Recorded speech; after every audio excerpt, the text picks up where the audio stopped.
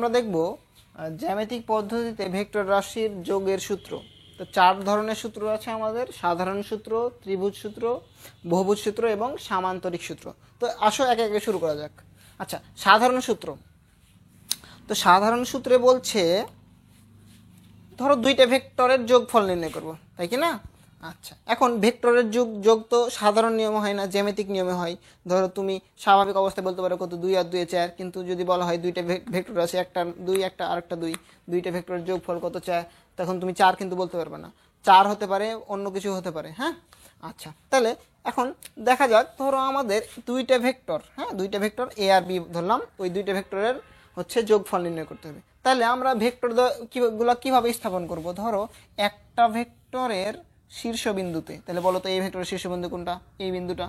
একটা ভেক্টরের শীর্ষবিন্দুতে অন্য ভেক্টরের আদি বিন্দু স্থাপন করব। হ্যাঁ, ধরো আর একটা ভেক্টর এরকম। হ্যাঁ, তাহলে দেখো এই যে একটা ভেক্টর, এই ভেক্টরের শীর্ষবিন্দুতে অন্য ভেক্টরের আদি বিন্দু স্থাপন করেছি না, দ্বিতীয় ভেক্টরের আদি বিন্দু এটা না। যদি এইভাবে আমরা বসাতে পারি, তাহলে এই দুইটা ভেক্টরের যোগফল নির্দেশ করবে কোন ভেক্টরটা? প্রথম ভেক্টরের আদি বিন্দু এবং দ্বিতীয় ভেক্টরের শীর্ষবিন্দুর সংযোগকারী যে রেখা, সেটাই হচ্ছে ভেক্টর নির্দেশ করবে। তাহলে কি আমি এই দিকে একটা রেখা পাবো না, এই বরাবর একটা রেখা পাবো। আবার দেখো, প্রথম ভেক্টরের শীর্ষবিন্দুতে দ্বিতীয় ভেক্টরের আদি বিন্দু স্থাপন করেছি, এই যে বিন্দুতে, এই বিন্দুতে। হ্যাঁ, স্থাপন করলে ভেক্টরের দুইটা লব্ধি, ধরো এটা এ এটা বি, হ্যাঁ এই দুইটা লব্ধি বা যোগফল নির্দেশ করছে কি? প্রথম ভেক্টরের আদি বিন্দু এবং দ্বিতীয় ভেক্টরের শীর্ষবিন্দুর যে রেখাটা, সেটাই হচ্ছে কি আমাদের ভেক্টরের লব্ধি নির্দেশ করছে। তাহলে আমি এই যে এই ভেক্টরটা, সেটাকে বলতে পারি কি এ প্লাস বি। এই যে সংজ্ঞাটা উপরে লেখা আছে। হ্যাঁ, আচ্ছা, এটা হচ্ছে আমাদের সাধারণ সূত্র। এই সাধারণ সূত্র প্রয়োগ করে আমরা ত্রিভুজ সূত্র দেখব, বহুভুজ সূত্রও দেখব। এবার আসো দেখা যাক ত্রিভুজ সূত্র। তো ত্রিভুজ সূত্রে বলা হচ্ছে দুইটি ভেক্টর কোন ত্রিভুজের সন্নিহিত বাহু দ্বারা একই ক্রমে মানে ও দিকে সূচিত করা হলে তৃতীয় বাহু বিপরীত ক্রমে ভেক্টর দ্বয়ের লব্ধি নির্দেশ করে। তো আসো চিত্রের মাধ্যমে বোঝা যাক। কি বললাম? ত্রিভুজ সূত্র, তাহলে অবশ্যই আমাদের একটা ত্রিভুজ থাকবে। তো ধরে নিলাম একটা ত্রিভুজ আমাদের, ধরো এরকম একটা ত্রিভুজ আছে, এই একটা ত্রিভুজ আছে এ বি সি। এখন কি বলা হচ্ছে? সন্নিহিত দুইটা বাহু। তাহলে তুমি যে কোনো দুইটা বাহু নাও, আমি ধরলাম এ বি আর বিসি নেব, ঠিক আছে? এ বি আর বিসি দ্বারা দুইটা ভেক্টরকে নির্দেশ করব একই ক্রমে মানে আর দিকে। হ্যাঁ, তাহলে আমি একই ক্রমে দুইটা ভেক্টর যদি নিই, তাহলে এখন দেখো তো একই ক্রম, ধরো এ থেকে বি নিলাম এ বি, তাহলে অবশ্যই এই ক্রমে চলতে থাকবে কিনা? তাহলে এ বি নিলাম, আমার এবার বিসি নিতে হবে না, তাহলে বিসি। তাহলে এখন দেখো দুইটা ভেক্টর যখন একই ক্রমে নিচ্ছি, তৃতীয় ভেক্টরটা বিপরীত ক্রমে তাদের লব্ধি নির্দেশ করছে। এখন ক্রমটা কি ঘড়ির কাঁটার বিপরীতে চলছে না? ঘড়ির কাঁটার বিপরীতে চলছে, কিন্তু তৃতীয় বাহু নিতে হবে কি ঘড়ির কাঁটার দিকে। তাহলে আমি কি ঘড়ির কাঁটার দিকটা এরকম, তাহলে আমি কি এই যে একটা ভেক্টর নিচ্ছি, তার মানে কি এই যে এ বি আর বিসি ভেক্টরের লব্ধি হচ্ছে কি এসি। হ্যাঁ, তাহলে আমি এখান থেকে লিখতে পারি ত্রিভুজ সূত্র থেকে যে এ বি একটা ভেক্টর যোগ বিসি একটা ভেক্টর, এই দুইটা ভেক্টর কিন্তু একই দিকে একই ক্রমে, ঠিক আছে? আর ইকুয়াল টু তৃতীয় বাহুটা, তৃতীয় বাহু কি এসি না? এটা নিতে হবে বিপরীত ক্রমে, তার মানে এই যে এই দিকে না এসে উল্টা দিকে যাবে, তাহলে কি ইকুয়াল টু এসি। হ্যাঁ, তাহলে খেয়াল রাখতে হবে যে যে দুইটা ভেক্টর যোগ করব তাদের ক্রমটা হচ্ছে একই দিকে, আর লব্ধি ভেক্টরের ক্রমটা হচ্ছে বিপরীত দিকে। কি এই যে ক্রম এই দিকে, কিন্তু এটা যাচ্ছে কি উপর থেকে নিচে না এসে যাচ্ছে কি এ থেকে সির দিকে। এই হচ্ছে আমাদের ত্রিভুজ সূত্র। ত্রিভুজ ব্যবহার করে আমি দুইটা ভেক্টরের লব্ধি নির্দেশ করতে পারি। এটা কিন্তু সাধারণ সূত্রেরই একটা রূপ। কিভাবে দেখো, সাধারণ সূত্র কি ছিল? প্রথম ভেক্টরের শীর্ষবিন্দুতে, তাহলে দেখো এই যে প্রথম ভেক্টরের শীর্ষবিন্দুতে দ্বিতীয় ভেক্টরের যদি আদি বিন্দু স্থাপন করি, দেখো দ্বিতীয় ভেক্টরের আদি বিন্দু স্থাপন করেছি, তাহলে কি ওই যে প্রথম ভেক্টরের শীর্ষবিন্দু, প্রথম ভেক্টরের আদি বিন্দু এবং দ্বিতীয় ভেক্টরের শীর্ষবিন্দুর যে রেখা, সেটাই লব্ধি নির্দেশ করছে। দেখো তো এসি রেখাটা ওটাই না, প্রথম ভেক্টরের আদি বিন্দু এবং দ্বিতীয় ভেক্টরের শীর্ষবিন্দুর সংযোগকারী রেখা, সেটাই লব্ধি। তাহলে সাধারণ সূত্রের একটা রূপ হচ্ছে কি ত্রিভুজ সূত্র। বহুভুজ সূত্র, বহুভুজ সূত্র মানে কি? ত্রিভুজের 3টা বাহু, বহুভুজের কি একাধিক বাহু। হ্যাঁ, আচ্ছা, তো বহুভুজ সূত্রে বলা হচ্ছে 2 এর অধিক ভেক্টর রাশির ক্ষেত্রে, হ্যাঁ যেহেতু বহুভুজ তার অনেকগুলো বাহু থাকবে, 2টার বেশি থাকবে, 2 এর অধিক ভেক্টর রাশির ক্ষেত্রে ভেক্টর রাশিগুলোকে একই ক্রমে সাজাবো। হ্যাঁ, তার মানে কি বাহু দ্বারা ভেক্টরগুলোকে একই ক্রমে সাজাবো। একই ক্রমে সাজিয়ে প্রথম ভেক্টর রাশির পাদবিন্দু, যে প্রথম ভেক্টরটা নিলাম সেটার পাদবিন্দু আর লাস্ট যে ভেক্টর সেটার হচ্ছে শীর্ষবিন্দু যোগ করব। হ্যাঁ, যোগ করলে একটা বহুভুজ পাবো। ওই বহুভুজের শেষ বাহুটাই বিপরীত ক্রমে ভেক্টর রাশিগুলোর লব্ধিমান ও দিক নির্দেশ করে। আচ্ছা, এখন সংজ্ঞা পরে হয়তো অনেক কিছুই মানে ঝাপসা থেকে যাচ্ছে, এখন আমরা হচ্ছে কি চিত্রের মাধ্যমে বোঝার চেষ্টা করি। তাহলে বহুভুজ সূত্র মানে আমার একটা বহুভুজ থাকবে, তাহলে আমি একটা বহুভুজ আঁকি। ধরো এই একটা বাহু, একটা বাহু, একটা বাহু, একটা বাহু, একটা বাহু, কয়টা বাহু? 1 2 3 4 5, আর একটা বাহু লাগবে, তাই কি না? আমি এই বাহুটা একটু বড়ই নিচ্ছি, ছোট নিলেও সমস্যা নাই। এই ধরো আরও একটা বাহু। এখন বহুভুজ সূত্রে বলা হচ্ছে একাধিক ভেক্টরকে বহুভুজের বাহু দ্বারা একই ক্রমে সূচিত করলে। তাহলে ধরো আমি এই যে একটা ভেক্টর ধরলাম, এই একটা ভেক্টর ধরলাম, সবগুলা বাহুকে আমি ভেক্টর দ্বারা প্রকাশ করছি। হ্যাঁ, এইভাবে যদি একই ক্রমে আমি সূচিত করতে পারি, তাহলে প্রথম ভেক্টরের আদিবিন্দু, এটা প্রথম ভেক্টর না, এটার আদিবিন্দু, এবং লাস্ট ভেক্টরের শীর্ষবিন্দু, এই দুইটা বিন্দু যোগ করলে যেই রেখাটা পাবো সেই রেখাটা হচ্ছে বিপরীত ক্রমে লব্ধি ভেক্টর প্রকাশ করে। এখন বিপরীত ক্রমে মানে কি? ক্রমটা তো এরকম ছিল না, কিন্তু এই বাহুর ক্রমটা হয়ে যাবে কি এইরকম। ঠিক আছে, তাহলে কয়টা ভেক্টর নিয়েছি? 1 2 3 4 5। একটা ষড়ভুজের 5টা বাহু হচ্ছে 5টা ভেক্টর নির্দেশ করছে একই ক্রমে। একই ক্রমে নির্দেশ করলে ওই 5টা ভেক্টরের যোগফল হচ্ছে ষষ্ঠ বাহুটার বিপরীত ক্রমে যেই ভেক্টরটা পাবো সেটা হচ্ছে তাদের যোগফল। তাহলে আমরা বলতে পারি, দেখো এখানে যদি আমরা এটাকে বলি এ ভেক্টর, এটা বি, সি, ডি, ই, এটা ধরো এফ, তাহলে আমরা কি বলতে পারি? এই যে 5টা ভেক্টরের যোগফলই হচ্ছে আমার কি এই যে এফ ভেক্টর। তাহলে বলা যায় F vector equal to A vector plus B vector plus C vector plus D vector plus E vector. এটা হচ্ছে বহুভুজ সূত্র। এখন এর মধ্যেই যদি আমরা একটু ঝামেলা করি, আমি বহুভুজগুলোকে ভেঙে নিব। হ্যাঁ, ধরো আমি বহুভুজকে এই যে একটা ত্রিভুজ বললাম, একটা চতুর্ভুজ বললাম, একটা পঞ্চভুজ বললাম, আর একটা ষড়ভুজ। তাহলে কয়টা ত্রিভুজে ভাগ করতে পারছি? একটা ত্রিভুজ, চতুর্ভুজ, পঞ্চভুজ, ষড়ভুজ। এখন এই যে আমি হচ্ছে বহুভুজ সূত্র সবগুলোর ক্ষেত্রে যদি প্রয়োগ করি, তাহলে দেখো তো এ আর বি এর যোগফল কোনটা, এ আর বি এর লব্ধি কোনটা নির্দেশ করছে? দেখো এই ভেক্টরটা এ আর বি এর লব্ধি নির্দেশ করছে না, তাহলে আমি এখানে লিখতে পারি এটা equal to A plus B. ঠিক আছে, এবার চতুর্ভুজের ক্ষেত্রে কল্পনা করো, চতুর্ভুজ কোনটা? এটা চতুর্ভুজ না, তাহলে এ বি সি এর লব্ধি হচ্ছে এই ভেক্টরটা, যেটার দিক হচ্ছে এদিকে। তাহলে আমি এখানে বলতে পারি A plus B plus C vector. ঠিক আছে, এইবার আমরা যদি পঞ্চভুজটা কল্পনা করি, পঞ্চভুজ কোনটা? A B C D E, এই যে এই ভেক্টরটা পঞ্চভুজ। তাহলে এই পঞ্চভুজের ক্ষেত্রে কয়টা বাহু? 4টা বাহু ভেক্টর নির্দেশ করবে, এ বি সি ডি, 4টা বাহু ভেক্টর নির্দেশ করছে। এবার পঞ্চম বাহু কোনটা? এই বাহুটা না, এই বাহুটা বিপরীত ক্রমে তাদের লব্ধি নির্দেশ করবে। তাহলে এই যে এই ভেক্টরটার মান কি হবে? A plus B plus C plus D. হ্যাঁ, তাহলে আমরা সবগুলোতেই হচ্ছে কি আমরা বহুভুজ সূত্র প্রয়োগ করতে পারি। হ্যাঁ, এবার দেখবো হচ্ছে ভেক্টরের সামান্তরিক সূত্র, ভেক্টরের যোগের সামান্তরিক সূত্র। এই সূত্রটাই সব থেকে গুরুত্বপূর্ণ আমাদের সূত্র। আচ্ছা, তো সামান্তরিক সূত্রে বলা হচ্ছে কি, আমি একবার পড়ে নিচ্ছি। কোনো সামান্তরিকের একই বিন্দু হতে অঙ্কিত সন্নিহিত বাহু দুটি যদি কোনো কর্ণের উপর একই সময়ে ক্রিয়ারত দুটি ভেক্টর রাশি নির্দেশ করে, দুইটা বাহু দুটি ভেক্টর রাশি নির্দেশ করলে সামান্তরিকের কর্ণটাই ওই যে বিন্দু, ওই বিন্দু থেকেই কর্ণটাই হচ্ছে এদের লব্ধি নির্দেশ করে। তো চিত্র যদি আঁকি, তাহলে দেখো এরকম সামান্তরিক একটা আঁকলাম। সামান্তরিক কি? যে চতুর্ভুজের বিপরীত বাহুদ্বয় পরস্পর সমান ও সমান্তরাল, সেটা হচ্ছে সামান্তরিক। তাহলে আমি একটা সামান্তরিক অঙ্কন করি, এইরকম একটা সামান্তরিক। ঠিক আছে, আর একটু বড় করে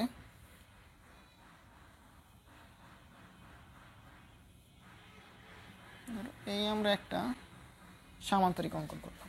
এখন বলছি কি, একই বিন্দু হতে দুইটা বাহু আঁকবো। হ্যাঁ, তাহলে সন্নিহিত বাহু, ধরে এই বিন্দু হতে দুইটা সন্নিহিত বাহু যদি ভেক্টর নির্দেশ করে, তাহলে ধরে নিলাম আমাদের এই ভেক্টরটা পি ভেক্টর। ঠিক আছে, আর সন্নিহিত অন্য বাহুটা হচ্ছে কিউ ভেক্টর। যদি এইভাবে নির্দেশ করাতে পারি, তাহলে এই দুইটা ভেক্টরের লব্ধি হচ্ছে কি সামান্তরিকের কর্ণ। তাহলে আঁকি, এই হচ্ছে এই কর্ণটাই তাদের লব্ধি, এটা যদি আর ধরি লব্ধি নির্দেশ করছে। এ হচ্ছে সামান্তরিক সূত্র। দুইটা বাহু, সন্নিহিত বাহু হচ্ছে যদি দুইটা ভেক্টর নির্দেশ করে তাহলে তাদের হচ্ছে কর্ণই দুইটা ভেক্টরের লব্ধি নির্দেশ করবে। এখন আমাদের কাজ হচ্ছে এইভাবে, যদি আমার একটা সামান্তরিক দেওয়া থাকে বা দুইটা ভেক্টর দেওয়া থাকে তাহলে আমরা সামান্তরিক সূত্রের সাহায্যে লব্ধি ভেক্টরের মান আর দিক হচ্ছে আমরা নির্ণয় করব। তাহলে একটা জিনিস খেয়াল করো, আমি এই যে এই পি বাহুটাকে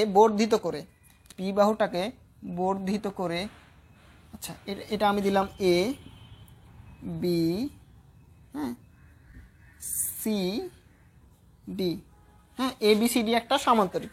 এখন বি বাহুটাকে বর্ধিত করে সি হতে বি এই বাহুর উপরে একটা লম্ব টানলাম, এইটা দিলাম ধরো ই বিন্দু, ঠিক আছে? আচ্ছা, লম্ব দিলাম। এখন আমাদের কাজ হচ্ছে কি, আর এর মান নির্ণয় করা, লব্ধি ভেক্টরের মান নির্ণয় করা। এখন সামান্তরিক সূত্র হতে আমরা কি লিখতে পারি দেখো, সামান্তরিক সূত্র হতে লিখতে পারি R equal to P plus Q, কিনা R equal to P plus Q.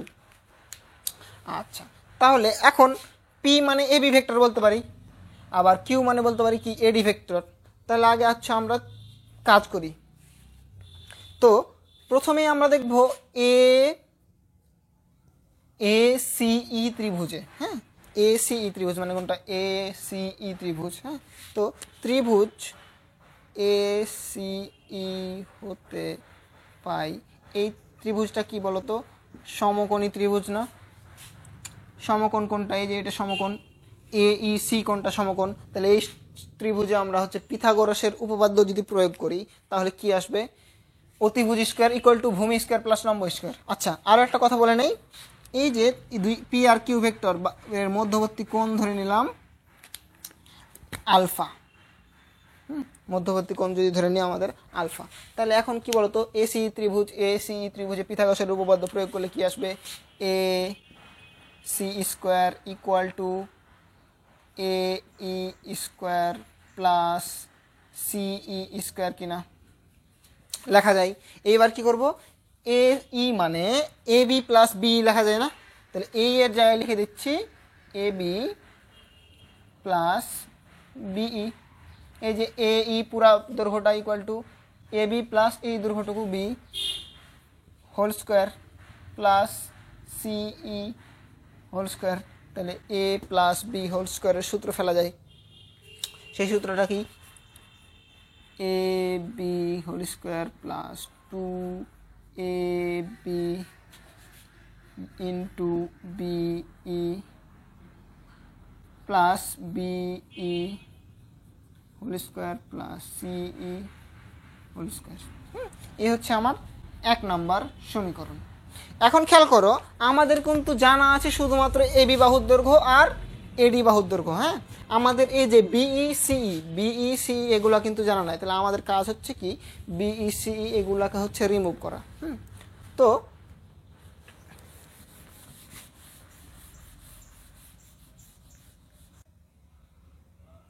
এবার 1 নম্বর সমীকরণটা উপরে লিখে রাখি, হ্যাঁ।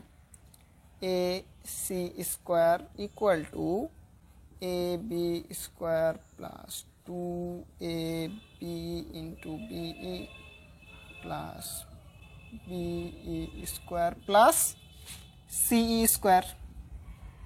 এটা হচ্ছে 1 নম্বর আমার সমীকরণ। এখন আমরা বি গুলোকে রাখতে পারবো না, সি গুলোকে রাখতে পারবো না, কারণ এই মানগুলো আমাদের জানা নাই। তাহলে এই যে দেখো, এটা যেহেতু একটা সামান্তরিক, তাহলে কি এই বাহু আর এই বাহু পরস্পর সমান্তরাল, এডি আর বিসি বাহু পরস্পর সমান্তরাল, তাহলে এই কোণটা আলফা হলে এই কোণটা আলফা হবে, ঠিক না? এই কোণটা আলফা। তাহলে এখন আমরা বিসিই ত্রিভুজে একবার সাইনের সূত্র ফেলবো, একবার কসের সূত্র ফেলবো। তো ধরো বি ত্রিভুজ বিসিই হতে পাই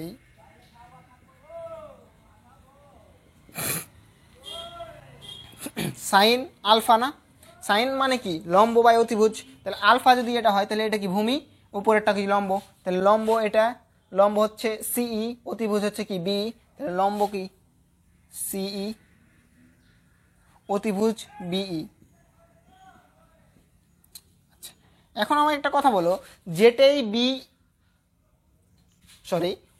লম্ব হচ্ছে সি, অতিভুজ হচ্ছে বি সি। এখন বলো যেটাই বিসি বাহু সেটাই হচ্ছে কি এডি বাহু লিখতে পারি না, কারণ কি সামান্তরিকের বিপরীত বাহু দেবে পরস্পর সমান। তাহলে আমরা বিসি এর জায়গায় লিখবো কি, বিসি এর জায়গায় লিখবো এডি। তাহলে আমি কি লিখতে পারি, সিই ডিভাইডেড বাই এডি লেখা যায়। এখন আমরা সি এর মানটা এডি এর মাধ্যমে বের করে ফেলবো। তাহলে কোনাকুনি গুণ করলে কি আসবে দেখো, C E equal to A D sine alpha না, এইটা দিলাম 2 নম্বর সমীকরণ। ঠিক আছে, আচ্ছা এটুকু মুছে দিলাম। এইবার ওই ত্রিভুজে এবার একবার কসের সূত্র ফেলবো। হ্যাঁ, আবার কজ আলফা, কজ আলফা মানে কি ভূমি বাই অতিভুজ। এখন আলফা এটা হলে ভূমি কি বি, অতিভুজ কি আবারও হচ্ছে কি বিসি, ঠিক কিনা। আবার বি বাই বিসি এর জায়গায় এবার কি দিব, বিসি এর জায়গায় দিব এডি। ঠিক আছে, তাহলে এইবার বি ইকুয়াল টু কি লেখা যায়, বি ইকুয়াল টু কোনাকুনি গুণ কজ আলফা আর বি বাই এডি। তাহলে B equal to AD cos alpha না, এটা হচ্ছে 3 নম্বর সমীকরণ। এখন কি করব, এই যে সিই আর বি এর মানটা পেয়েছি, সিই আর বি এর মান 1 নম্বর সমীকরণে বসাবো। হ্যাঁ, তাহলে এখানে কি বলতে পারি যে এখন 1 নং সমীকরণে সিই ও বিই এর মান বসাই।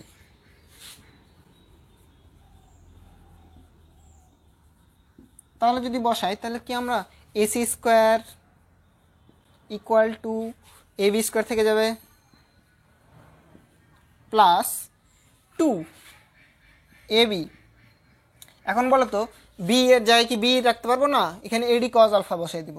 তাহলে বি ইন্টু এডি cos alpha plus B square না, বি স্কোয়ার মানে কি দেখো A D square cos square alpha না, তাহলে A D square cos square alpha, B square গেলে এবার সি স্কোয়ার। এখন সি কি রাখা যাবে, সিও কিন্তু রাখা যাবে না, সি এর জায়গায় দেবো কি এডি সাইন আলফা। তাহলে সি স্কোয়ার ইকুয়াল টু কি AD square sine square alpha, A B square sine square alpha. এখন একটা জিনিস খেয়াল করো, কি করা যায়, A B square plus 2 A B into A D cos alpha plus এই দুইটা রাশি থেকে এডি স্কোয়ার কমন নেওয়া যায় না। তাহলে এডি স্কোয়ার যদি কমন নিই তাহলে কি থাকবে দেখো, cos square alpha plus sine square alpha কিনা। এখন বলো sine square alpha plus cos square alpha equal to কি জানি আমরা 1।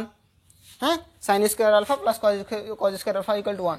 তাহলে এখন কি করব, A B square plus AD square equal to into 1 মানে এডি স্কোয়ার, এডি স্কোয়ারটা আগে নিয়ে আসলাম, AD square plus 2 A B into eddy cos alpha কিনা। এই যে আমরা কি দেখো এই একটা সমীকরণ পেয়ে গেলাম। এখন কি করব, যেই বাহুকে যেই ভেক্টর দ্বারা সূচিত করেছিলাম সেইগুলো আমরা হচ্ছে কি বসাই দেবো। তাহলে আমি কি বলেছিলাম, এ বি বাহু মানে পি ভেক্টর, এডি বাহু বরাবর কিউ ভেক্টর, তাহলে আর এসি বরাবর কি আর ভেক্টর। তাহলে আমি এখানে বলতে পারি না R square equal to A B এর জায়গায় পি দিব, পি স্কোয়ার প্লাস এডি এর জায়গায় কী দেবো, Q square plus 2 A B এর জায়গায় পি, বি এর জায়গায় কি এডি এর জায়গায় কি কিউ, দেখো এডি এর জায়গায় কিউ কজ আলফা। তাহলে লাস্টে আমাদের লব্ধির মেন সূত্রটা কি আসছে, R equal to root over P square plus Q square plus 2 P Q cos alpha. এইটাই হচ্ছে আমাদের দুইটি ভেক্টরের লব্ধি নির্ণয়ের যেই সূত্র। হ্যাঁ, এটাই হচ্ছে আমাদের দুইটি ভেক্টরের লব্ধি নির্ণয়ের সূত্র যদি তাদের মধ্যবর্তী কোণ দেওয়া থাকে আলফা। এবার দেখবো হচ্ছে লব্ধির দিক নির্ণয়। তো ধরে নিলাম লব্ধি ভেক্টর আর তা হচ্ছে পি ভেক্টরের সাথে থেটা কোণ উৎপন্ন করে। ঠিক আছে, তাহলে আমি একটা এ সিই ত্রিভুজ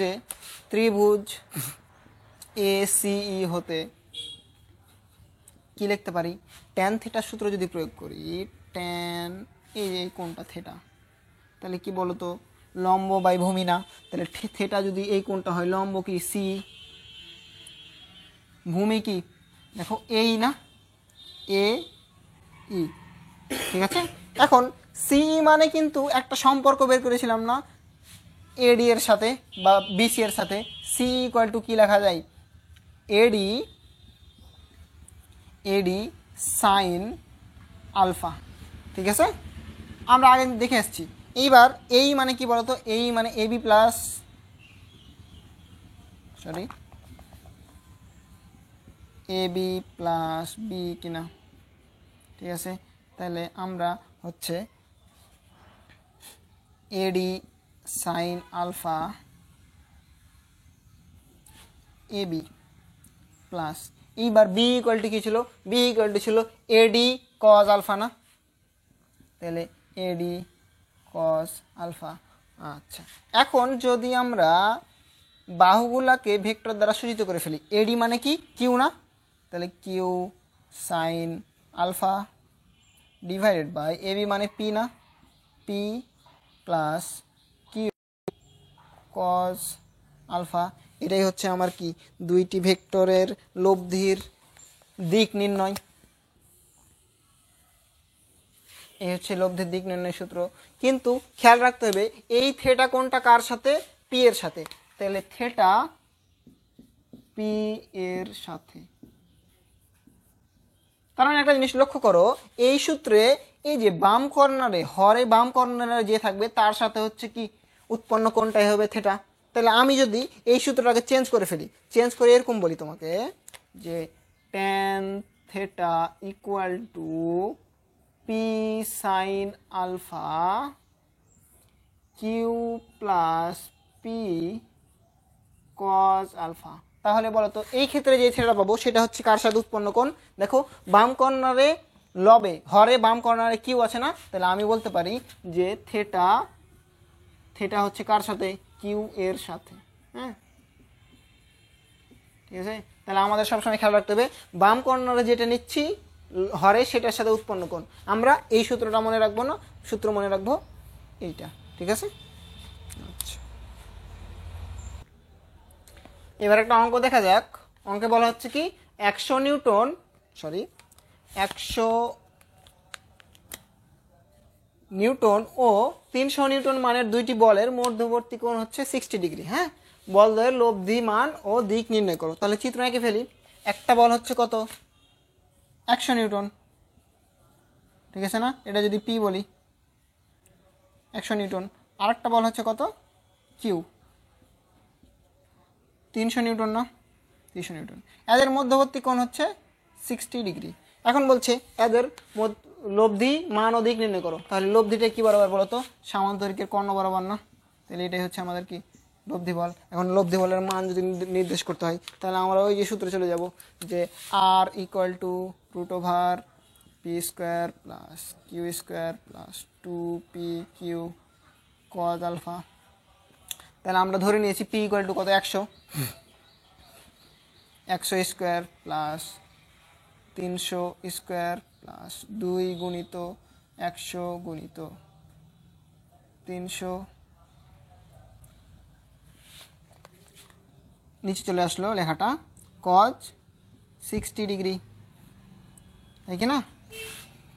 আচ্ছা, আবার আমি একটু লিখি যেহেতু ঝামেলা হচ্ছে। 100 স্কোয়ার প্লাস 300 স্কোয়ার প্লাস 2 গুণিত 100 গুণিত 300 গুণিত কস 60 ডিগ্রি। তাহলে একটা মান পাবো না, একটা মান পাবো। মানটা হচ্ছে ক্যালকুলেটরের মাধ্যমে বের করতে হবে। তো ক্যালকুলেশন করলে আমরা মানটা পাবো হচ্ছে 360.56 নিউটন। আচ্ছা, তো মান পেয়ে গেলাম, এবার দিক নির্ণয় করতে হবে না। দিক নির্ণয় করতে হলে কি, ওই যে ওই সূত্রে চলে যাব, ট্যান থেটা। এখন তুমি কার সাথে থেটা নিতে চাও, ধরলাম আমি থেটা নিব পি এর সাথে বা 100 নিউটন বলের সাথে থেটা নিব, ঠিক আছে। তাহলে বলো তো ট্যান থেটা আমরা কি জানি সূত্র, কিউ সাইন আলফা, যার সাথে কোণ নিব সেটা হচ্ছে বাম পাশে নিচে প্লাস কিউ কস আলফা কিনা। তাহলে এখন কিউ এর মান বসাও, কিউ হচ্ছে কত 300, সাইন আলফা কত 60 ডিগ্রি না, 60 ডিগ্রি, প্লাস পি হচ্ছে 100 প্লাস 300 cos 60 ডিগ্রি। আচ্ছা, তাহলে tan থিটা ইকুয়াল টু, এই মানটা এখন বের করা লাগবে। এই মানটা হচ্ছে 300 sin 60 divided by 100 plus 300 cos 60। এই মানটা আসছে আমাদের 1.0392 এই টাইপের কিছু। হ্যাঁ, তাহলে থিটা ইকুয়াল টু কি বলতে পারি, tan ইনভার্স 1.0392 কিনা। তাহলে থিটা দেখো tan ইনভার্স 46.10 ডিগ্রি। হ্যাঁ, থিটা ইকুয়াল টু 46.10 ডিগ্রি, এবং সেটা হচ্ছে কার সাথে, কার সাথে বলো তো, 100 নিউটন বলের সাথে না। তাহলে আমাদের এখানে লিখে দিতে হবে 100 নিউটন বলের সাথে। আচ্ছা, তো একটা জিনিস খেয়াল করো, লব্ধি ভেক্টরটা কোন ভেক্টরের কাছাকাছি হচ্ছে। দেখো দুইটা ভেক্টরের মধ্যে যেই ভেক্টরের মান বড়, হ্যাঁ, সেই ভেক্টরের দিকে কিন্তু হচ্ছে। দেখো এই কোণটা যদি 46 ডিগ্রি হয়, 46.10 ডিগ্রি যদি হয়, তাহলে অবশ্যই এই মানটা কত, প্রায় 13.9 ডিগ্রির কাছাকাছি। এটা হচ্ছে আমার 13.9 ডিগ্রি। তার মানে লব্ধি ভেক্টর কার কাছাকাছি হচ্ছে, যেই ভেক্টরের মান বড় সেই ভেক্টরের কিন্তু কাছাকাছি হবে লব্ধি ভেক্টরের মান। তো ঘটনাটা কিরকম, ধরো এই জায়গায় আমার একটা বস্তু আছে। হ্যাঁ, এই বস্তুটাকে যদি কেউ 100 নিউটন বলে এইদিকে টানে, কেউ 300 নিউটন বলে এইদিকে টানে, তাহলে বস্তুটা কোন দিকে যাবে, বস্তুটা হচ্ছে এই যে পি এর সাথে 46 ডিগ্রি কোণ করে এই বরাবর চলতে শুরু করবে। আজকে যেটা দেখবো সেটা হচ্ছে লব্ধির সর্বোচ্চ ও সর্বনিম্ন মান, এটা দিয়ে আমরা শুরু করব। তো দুইটা ভেক্টরের লব্ধির সূত্র কি ছিল বলো তো, R equal to P square plus Q square plus 2pq cos alpha, ঠিক কিনা। এখন সর্বোচ্চ মান কখন হবে, সর্বনিম্ন মান কখন হবে, যখন দুইটা ভেক্টরের মধ্যবর্তী কোণ 0 ডিগ্রি, তখন হচ্ছে তাদের সর্বোচ্চ মান পাওয়া যাবে। তার মানে কি, দুইটা ভেক্টরের মধ্যবর্তী কোণ 0 ডিগ্রি মানে কি, তারা একই দিকে চলছে, তাদের দিকটা একই। আর যখন দুইটা ভেক্টরের মধ্যবর্তী কোণ 180 ডিগ্রি মানে পরস্পর বিপরীত তারা ক্রিয়া করবে, তখন হচ্ছে কি তাদের লব্ধির সর্বনিম্ন মান পাওয়া যাবে। তো দেখা যাক, যখন আলফা ইকুয়াল টু 0 ডিগ্রি, তাহলে আর ইকুয়াল টু কত, P square plus Q square plus 2pq। এখন বলো তো cos 0 ডিগ্রি না, এখন cos 0 ডিগ্রির মান কি 1 না, তাহলে কি আসছে দেখো, root over P square plus Q square plus 2p cube না, A square plus B square plus 2ab type. তাহলে কি আমি a plus B whole square বলতে পারি, P plus cube whole square, root square কেটে কী আসছে পি প্লাস কিউব। তার মানে দুইটা ভেক্টরের সর্বোচ্চ মান হচ্ছে কি তাদের যোগফল। যখন তাদের মধ্যবর্তী কোণ হচ্ছে কি 0 ডিগ্রি, তখন আমরা সর্বোচ্চ মান পাবো। এবার সর্বনিম্ন মানের ক্ষেত্রে কি,